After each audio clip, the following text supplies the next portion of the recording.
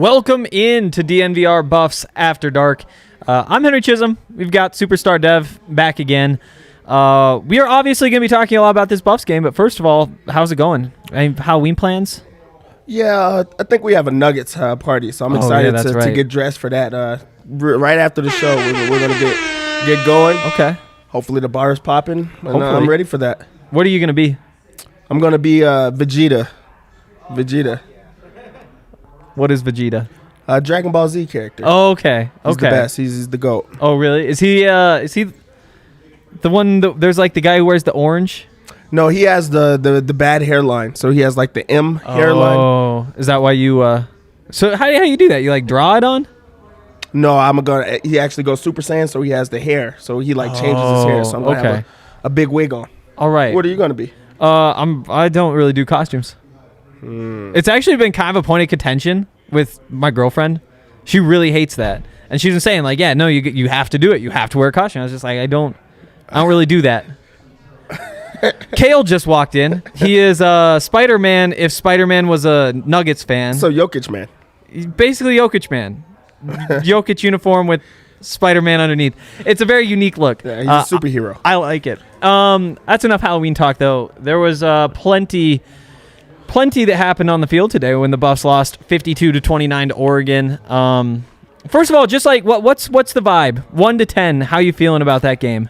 I'm actually pretty high on the game. Know. I mean, I don't think that anybody expected CU to win that game. So for them to go out there and put up 29 points on, a top 25 team in Oregon, also a team that has owned them, for the last couple of years, like real blowouts. For them to put up 29 points and actually to just show a different type of offense and actually some type of change on their side, I think that's pretty much a win, at least in my book. I think that's true. I go with like a 7. Honestly, it might even be higher than that. It's just tough because obviously the defense didn't play well. The defense really, really struggled.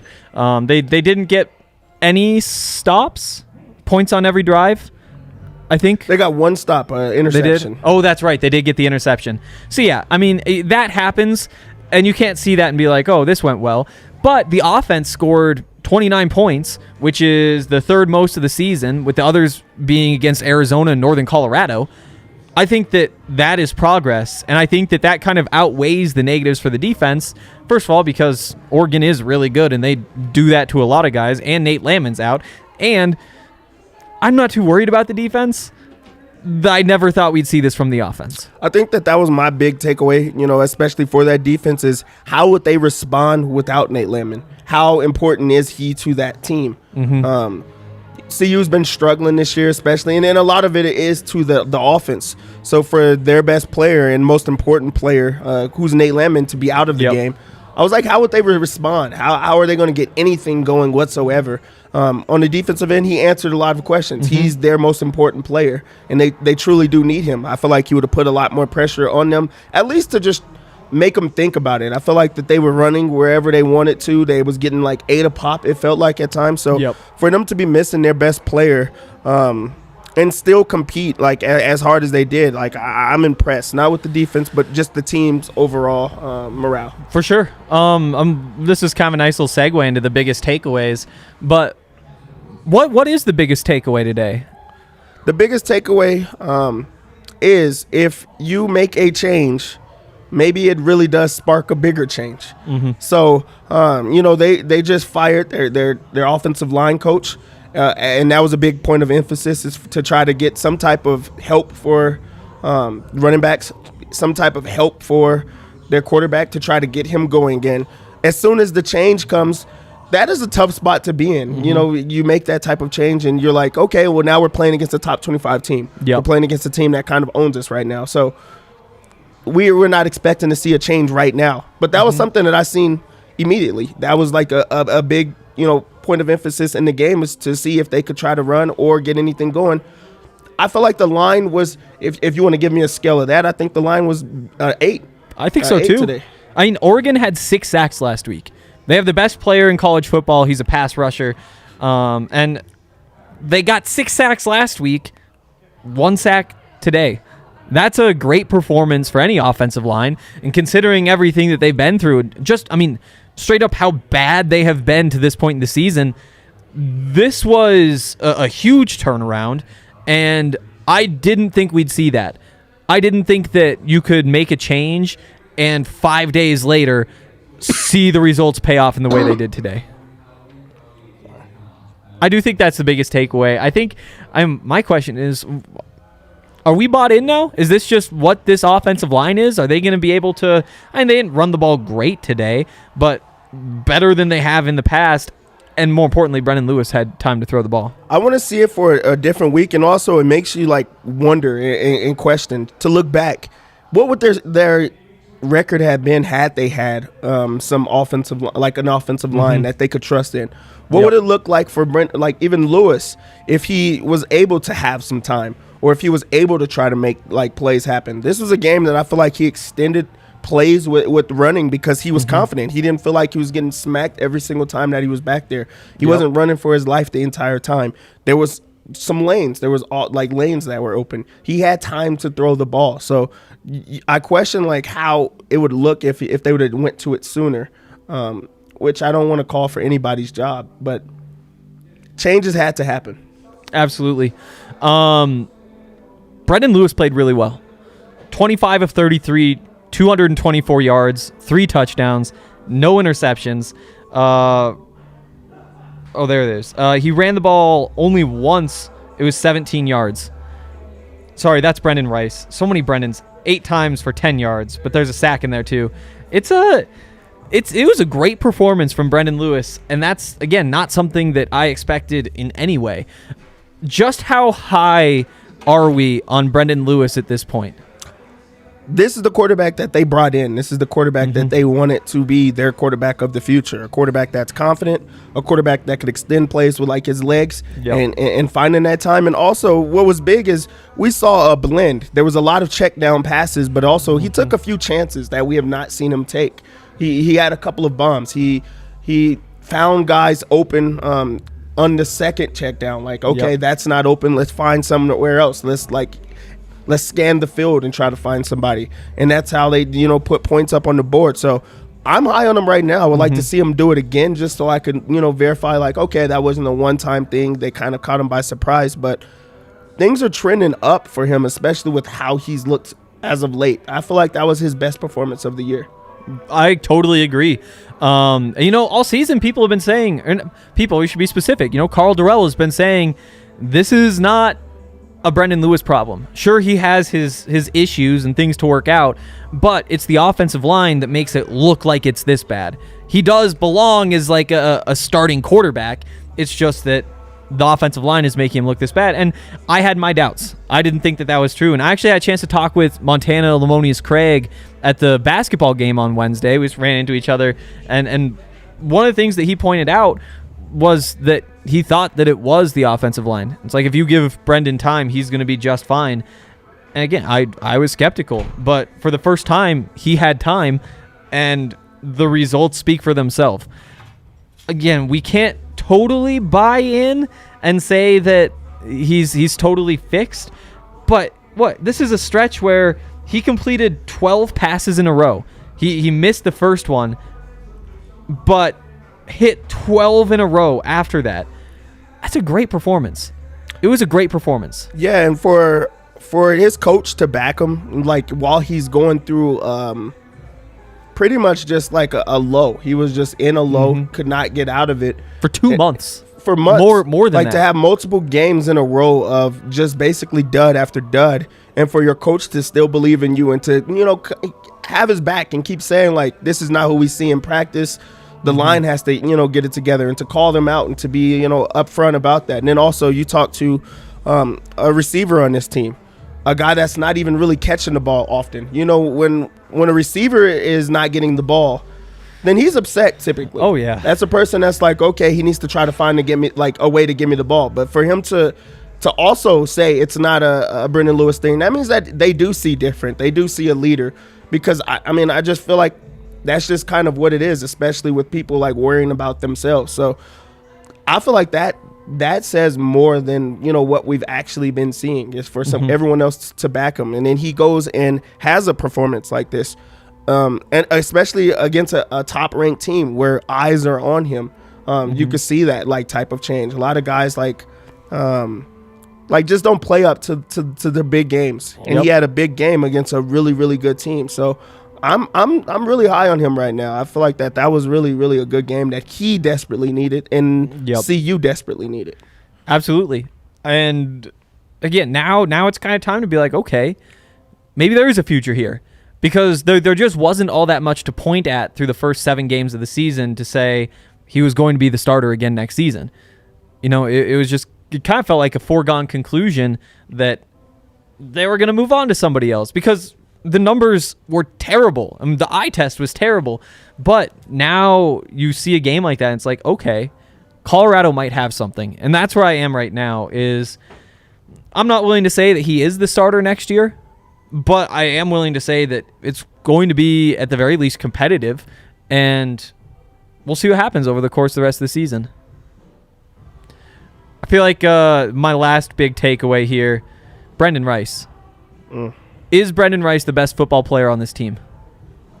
At least potential wise, he is. He looks different than every other player. He does. Strong, athletic, confident. You could see those things in the way that he plays. And he hasn't been a player that's even been down when things are not going his way. Yep. It was great to see him have a big game. And I talk about like people desperately needing like a positive thing to happen. He desperately needed to have a big game versus a big time team to say, okay, this is a quarterback that I could get behind. This is just me, like my own personal opinion. I feel like he was going to have to try to transfer. I just like, he's not getting the ball. He's Jerry Rice's son. Like he's a quarterback he's a receiver with untapped and unlimited potential, and it just was not working out. So for him to actually be keyed in on and to get the targets, to get the catches, to get the yards, to get the touchdown, those were some big time plays that were made today, and that connection is growing.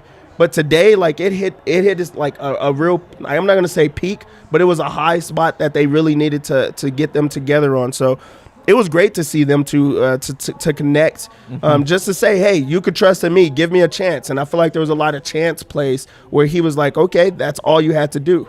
Totally. Exactly. And again, just every time he touches the ball, something happens.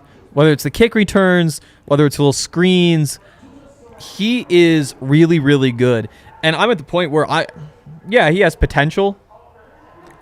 I think he's just a good football player, a really good football player right now. And he might be the best player on the team. You look at like Nate Landman, you look at, that's got to be a conversation, right? Brandon 8. Jarek hasn't been himself so far this season, so it's tight. If you look at guys that could play at the next level, he has to be at the top of that list because he has all of the intangibles. He has the size. He has the name. But even if you take away that, he just looks a lot different. He has things that you could take if you're an NFL team. That a lot of the, not even a lot, the other players on the team don't have. So he does have to be in that discussion, and now it's starting to get together. Whoever made the decision for him to now start catching, kick returns and punts and things of that nature, genius. Because now he's happy. He feels like he's getting a chance to touch the ball. He's getting a chance to make plays. Playmakers need the ball in their hands in any way that you could possibly get them that. So him being able to have the ball a few times, that's how you generate yourself, and that's how you get yourself going. Because I know there has to be a moment on the sideline where Lewis is he's making some pretty big plays right now. Let's try to get him going. The coaches also are hey, just throw it up there and see what he can do. And we've seen what he can do. He is so much fun to watch. And that's the other thing, is it's not even just he's good. He is exciting and fun. And Buffs are lucky to have him. The Buffs are really lucky to have him. Let's shout out our friends over at Breckenridge Brewery. We love everything that they do. So many great drinks. I had a couple seltzers yesterday. Those were very good, as they always are. I don't know, with Halloween, I'm trying to think, what's a Halloween beer from Breckenridge? What's something that feels like a pumpkin spice something? Yeah. Something pumpkin. Do they have a pumpkin one? I'm sure everything has pumpkin.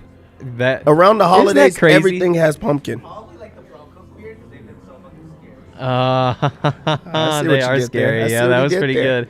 That was pretty good. Whatever it is, you really can't go wrong. Like I said, it's just all really good stuff. So make sure that you go and check all that out. Also, check out our friends over at DraftKings Sportsbook. DraftKings, they have so many incredible products that they give us. They have so many awesome deals. Oh, here's the thing. Last night, I hit 2 same-game parlays. Went to the Nuggets game and put together 2 of them. I also had Will Barton to score the first basket because there was a boost on those, too. It was like 25% bonus. So I was like, well, I'll throw that out there. He didn't get the first one, but he got the second and third baskets in the game. It was like plus 1,200. But I also hit same-game parlay. It was plus 1,200. One that was like plus 450. It's just so nice. It's so nice to go watch the Nuggets play and have my ticket paid for because the Nuggets are really good and they're plus money tonight, so I'll be taking that too. If you're a new user, you can put $5 on any NFL game this week. If the team that you pick wins, you take the money line, bet on them to win the game. If it happens, you get $200 in free bets. Plus, you obviously won that bet too, so it's $5 bet. You probably win another $5. Definitely get in on that, and make sure you use the code DNVR to take advantage of that promotion. Must be 21 or older, Colorado only, new customers only, restrictions apply. See DraftKings.com/sportsbook for details. Gambling problem? Call 1-800-522-4700. All right, let's jump in with some helmet stickers. There were a lot of good things that happened in that game. I know it was a 52-29 loss, but seriously, I feel like there's a lot of options today, and I'll let you go first. Who you got? The person that needed to have the big play the most, and I feel like that's their quarterback. Yep.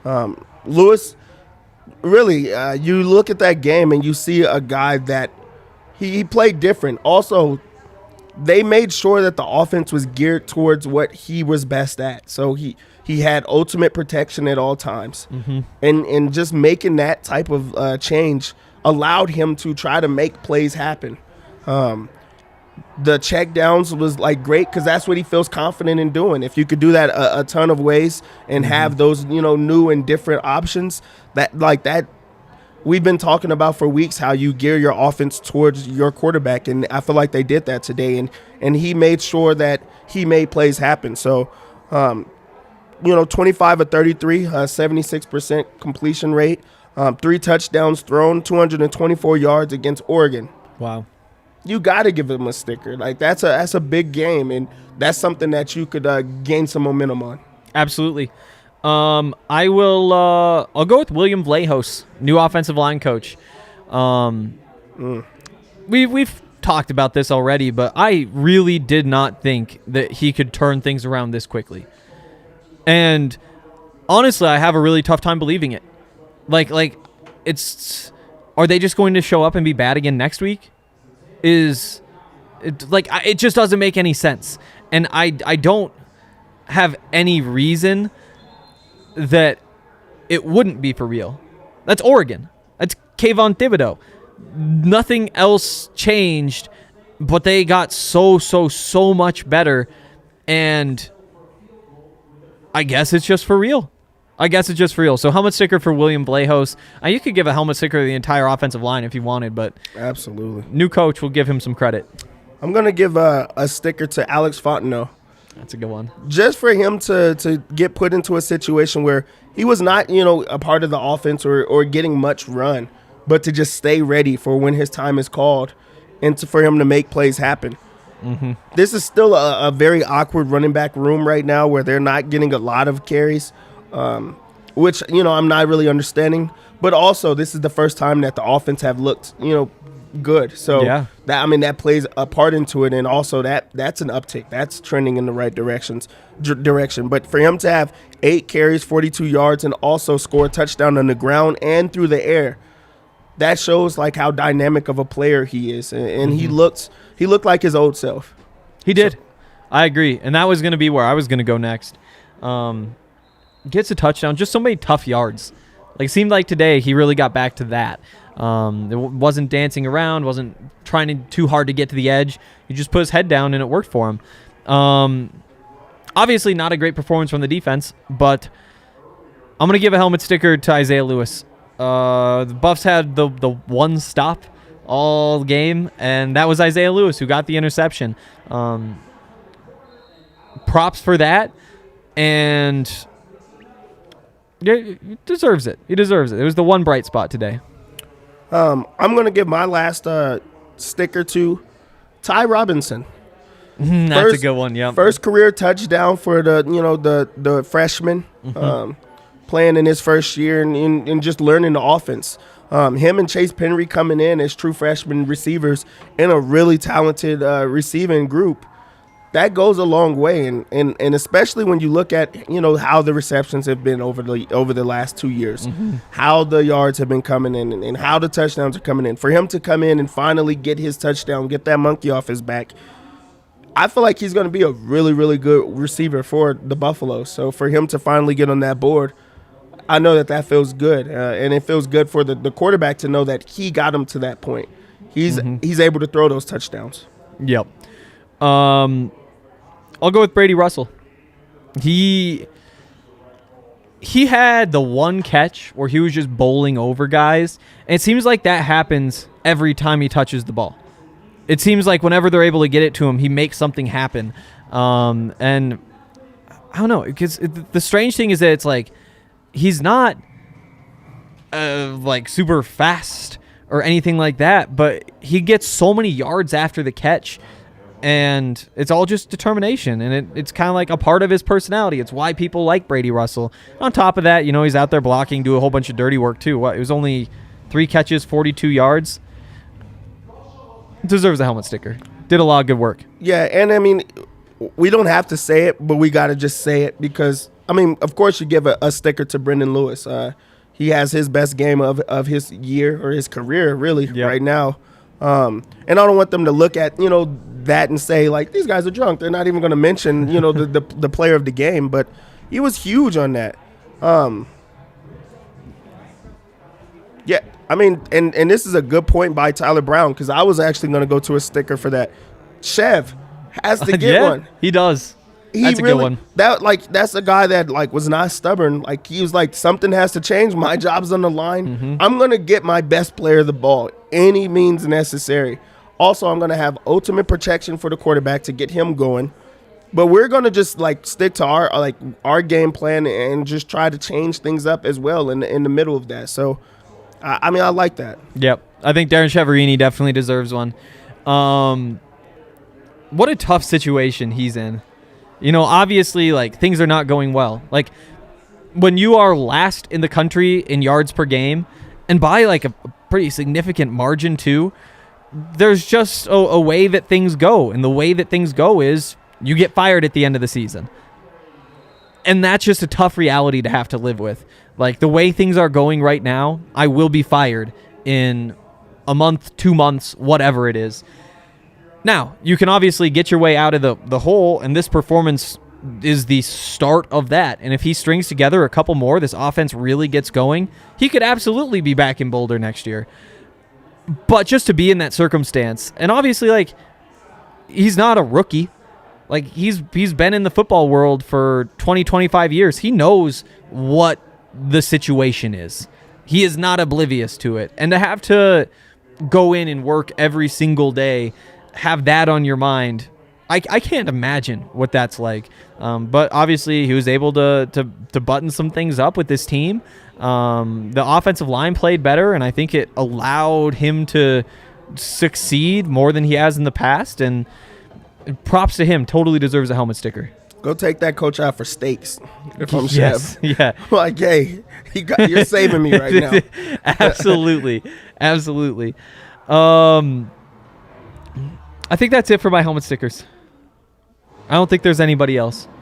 Before we get out of here, let's just talk about this team going forward. What are the expectations right now? Because I do think the offense seems like it's turned a corner. And it absolutely has. That's an Oregon defense that's pretty solid. So now do we start looking at Colorado and saying, they've got Oregon State next week? And I haven't paid attention to what's happened today, but Oregon State, that's kind of like this surprise team in the Pac-12. They're 5-2. They are down 10-0 to Cal right now. But you're setting the line for this game. What do you set it at? That is such a tough one. Really, I don't know what I would even. I know. Just because if you go off of like this game and how they perform, you're like, okay, I want to be higher on CU. It seems like they're trying to figure things out on offense. But I have not seen these two teams play in 4 years, so I don't know how to like base it on that. What do you say? I don't know. Do you put it as a pick'em? Part of me thinks you put it as a pick'em. Part of me thinks it's got to be 10, 11 points for Oregon State. You just look at the body of work. They've been really solid. -10? Something like that. But I mean, I see the argument for pick'em. Yeah, I feel like, and that's probably where it winds up. It's going to be either 7.5 or 6.5. It's going to be one side of that touchdown. I think that's fair. But again, that's totally different. And I just realized we forgot at the end of helmet stickers. DraftKings King of the Game, Brendan Rice, of course. It was incredible. 162 return yards on top of that. Shout out to the Buffs defense for making that possible. But yeah, I do think that's where I'm at. And sure, you still look at the schedule and say, I don't know that you have many winnable games left here. But I'm excited to watch. If you play Oregon State the same way that you played Oregon, I feel like you get an upset win there. Yeah. If Nate's back too. Yep, that has to be the game that you try to get a win. The other ones are really like tough, but at least you get yourself going in the right direction. I'm not saying that you feel like this was a win itself, because I mean at the end of the day it counted as a loss, but you perform well against Oregon, nationally televised game. Then you go against Oregon State, and you already have something there. Yep. Something extra in that type of game, and then you just try to reel off a few different wins, or just few good games in a row, especially just trying to get it going on the offensive end. So you definitely are entertained with this type of game. Totally. And a good point here from Tyler again, pointing out Deion Smith might not deserve a sticker for this game, but he deserves a longer look. I tweeted a couple weeks ago that every time he touches the ball, something good happens. That happens in the fourth quarter when the game's already decided. And so you don't really know what happens when you play him with the starters. But he is just so fast. He is so fast, and he's big too. And I don't think he's an all-conference back. But I do think that he has enough tools that you do need to get him the ball to see if he becomes that kind of back. And the only way to get there is to run the ball. And today you look at the carries, 8 for Alex Fontenot, 6 for Jarek Broussard, 7 for Deion Smith. He had more carries than Jarek did. Which says a lot. Yeah. But also I think the big thing with Deion is he's an electric player. So when he does have a play, you remember it. It sticks out in a different way. It's like in basketball when a guy has 2 or 3 like explosive dunks and finishes with 6 points. You're like, he was destroying today. He had himself a monster game, and you're like, he only has 6 points. But those were such big points in the game, and those were momentum like changers and game shifters. And I feel like he's a game shifter. Yep. Another player that you just kind of playmakers, you have to give him the ball. He's a guy that has to have the ball in his hand, so they just got to try to figure out how to get him the ball. He's a big time player. I agree. I totally agree. And Rashad Clayton had the little minor knee surgery. I don't think we've gotten a timeline. He wasn't with the team today. But that does kind of open the door up a little bit for somebody like Deion. And, that combined with Carl saying that Joe Davis is redshirting this year, and he's played in the 4 games, and so it was his idea. He wanted to sit out and save that year of eligibility. Right now, there really are 3 backs right there, and it's going to mean that Deion's going to get touches. And so he's going to get the opportunity now, which I totally think he is deserved, and I don't know. It's a lot of fun. Who else? Is there anybody else you think needs more touches? Just touches, just to have the ball Just in touches. their hands. Or even anybody like on the defensive side where it's like you just need to get him out there more. I like Ty Robinson is always, it feels like, making plays when he's out there. Who else? Montana's fast.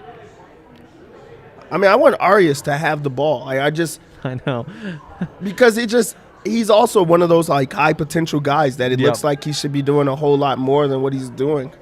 So I can't wait for that to happen. I know. It's crazy though because we've been waiting for so long. And it's just like, does it ever happen? Because, I mean, what? You've got one more year with him? Yeah. So many tools. And he could be one of those guys who's just like his senior year, he puts it together. And I don't know. I think that all these guys, all these receivers, they get kind of a bad rap just because of the offense and the fact that nothing was going well. Like when you're only producing 100 total passing yards in a game, nobody's going to really break out. And so I think it'd be easy to say like, Daniel Arias, more of the same, still not making the plays that you need him to make. But I do think that in these last, 4 games, we're going to see this offense kind of break out a little bit more. And it'll be fun to finally see which of these receivers are a part of that. All right. Let's see. I want to see what these scores are for these other games, but it's not pulling up. We should get to stock report real quick. Let's see. We've talked about most of the players. I'm just curious, who do you want to buy? Who do you want to sell right now?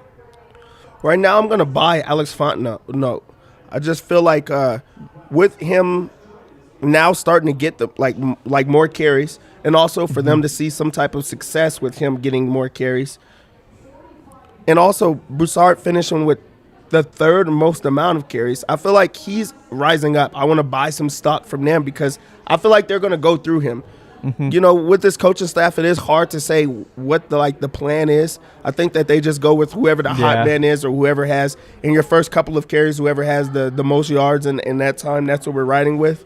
And also I think a lot of it has to do with game planning and like having a big back or having a speed back and things like that. But I feel like he is a guy that has the blend of all of it. He has the speed, he has the size, he knows how to make big plays, he knows to get open.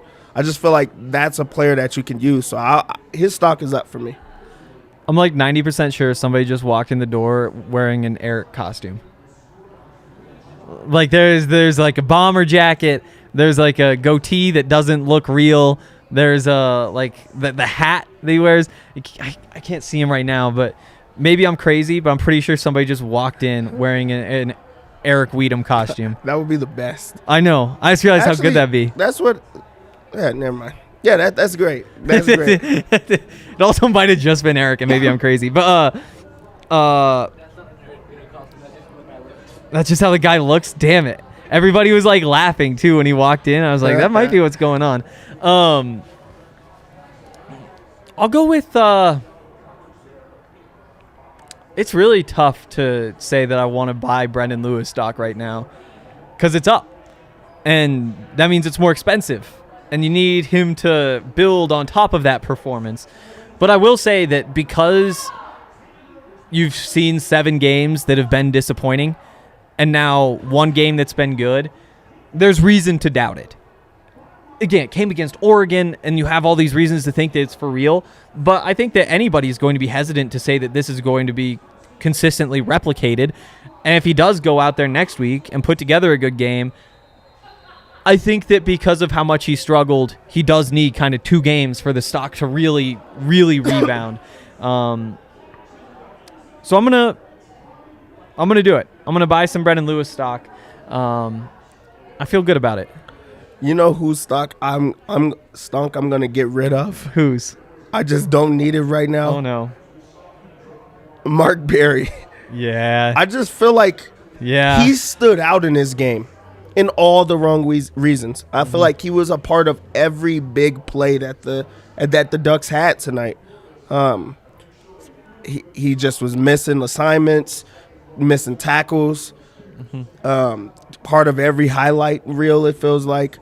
There was times that it looked like Mekhi Blackman was like expecting help and he was not there for it. I feel like every week he's like a part of like the main tacklers, like he's the leading tackler every week. Yeah. Or at least close to it. But also there's like so many things that we're not looking at, and it's like the missed assignments and just kind of, I'm not even gonna say not knowing where he is, but just being a part of the highlight reels in the wrong way. So I don't want that on me, and I just want him to bounce back and just to put his team into like better positions. I wonder if this is a game that he gets called out for, or if they like discuss like, hey, this is what we're supposed to do or anything like that. But I just don't want that right now. Yeah, I think that's fair. He did struggle today. And I think that, he's struggled at points. He's made some plays too. And I think that he is one of the guys who catches probably a little bit too much hate. I think that because the rest of that defense is so good, when somebody makes a mistake, it just gets amplified. Mm-hmm. Like it becomes so obvious. Today, though, he really did struggle. And today, like you said, it was the highlight plays where, there was the touchdown at the end where it's like, he sat back a little bit instead of coming up, or like he took the inside route instead of the deep guy behind him. Or, there was a run where it's like, he had an opportunity at the end. There was one where he gets, and so there's just these plays that stand out. And, a lot of the time I feel like with the defensive guys, it's really hard to evaluate them during the game. Unless it's like, Von Miller had 3 sacks. It's like, what a great game. So much of it, it's just like you're paying attention to different things on different plays. So you really have to go through and rewatch. But he did stand out. It was basically all those highlight plays. He's in there somewhere, and it just sucks. And I think that a lot of the defensive guys probably struggled today when you go back and watch. Mark Perry just did it loudly. What do you guys think about Jarek Broussard? What's going on? What do you think of Jarek Broussard? He doesn't. Here's what I'll say. He really struggled through the first 7 games of the season. There wasn't a lot that you point at and say that went well, or for an entire game, or even like a half. You just didn't see it. Also, the offensive line was terrible. And while the offensive line did get a lot better, I think that a lot of it today was in the passing game. The pass protection got a lot better, and the run blocking was better for sure, but it didn't take that same jump. And so I'm still in kind of like a wait and see with Jarek, but I don't have the same hopes that I did at the start of the season, and I do think that he just hasn't looked like he did last year. I think with a guy like that hit like was just just won the award for the player of the year and things like that, and he had expectations heading into the season, and he didn't live up to those expectations. A lot of it was on the offensive line, but also I think a lot of it was on, I don't even know how often I'm going to get the ball. I don't know when I'm going to get the ball. There's other guys that are getting the ball around the same as I am, and I'm the person that just won the player of the year. So it makes it, I feel like it's not even all like confidence or like getting in his own head, but it's just kind of like he can't find a rhythm. He can't get into a zone. He can't find a groove at all, because it's just like, how am I the running back for the future, but you have all these other guys that are getting the same amount of carries as I am. Also, you guys are saying that it is the offensive line. You guys are seeing the same issues that I'm seeing, but also I'm not getting the ball and I'm being punished for it. So I think it's a tough spot to be in for him. Totally. Just because it looks completely different than what it was last year. He was getting the ball a whole bunch. The line was like blocking for him.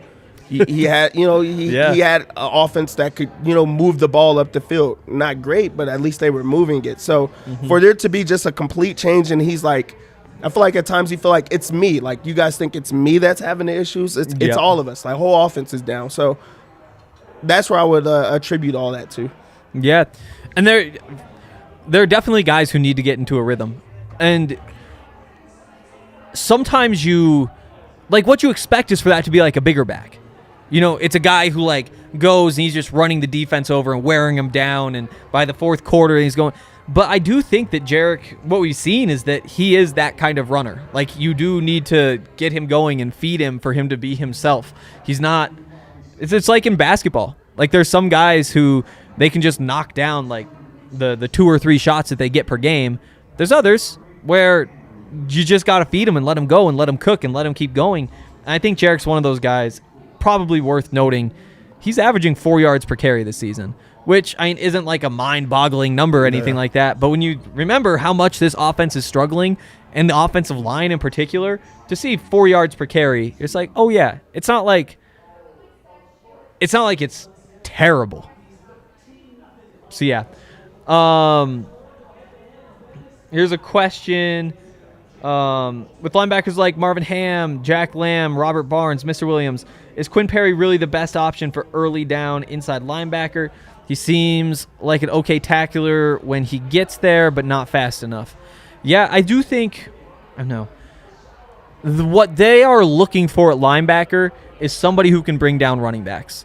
And they've made it very clear that that is what is most important. Like, you are finding somebody who can go make plays in the run game, and then if they can do stuff in coverage, then that's great too. I'm not saying I necessarily like agree with that strategy. I don't hate it, but Quinn Perry is the big guy. He's the guy who goes out there and hits the hole. And you know, the way I put it is like he plays like Nate Landman, except he doesn't have the same instincts. And so if Nate's hitting a guy at the line of scrimmage, Quinn Perry's going to hit him a yard and a half after the line of scrimmage. And on top of that, he's not going to hit him so hard. He doesn't have that presence. And so when you're missing those pieces, he's kind of just like a replacement level player. He's just a linebacker out there. I just feel like with them knowing that they was going to miss Mustafa this year, I feel like they were like, we're just going to stop the run up front. Yeah. We're going to have our linebackers also stopping the run, and we're going to trust in our defensive backs because we have a really good, talented group behind them. It's not on them to, or the linebackers to, you know, like guard at that position. We're going to trust in everyone else around them. We need guys that can stop the run, like you just said. So I feel like it's pretty much in the game plan of that's what he's focused on.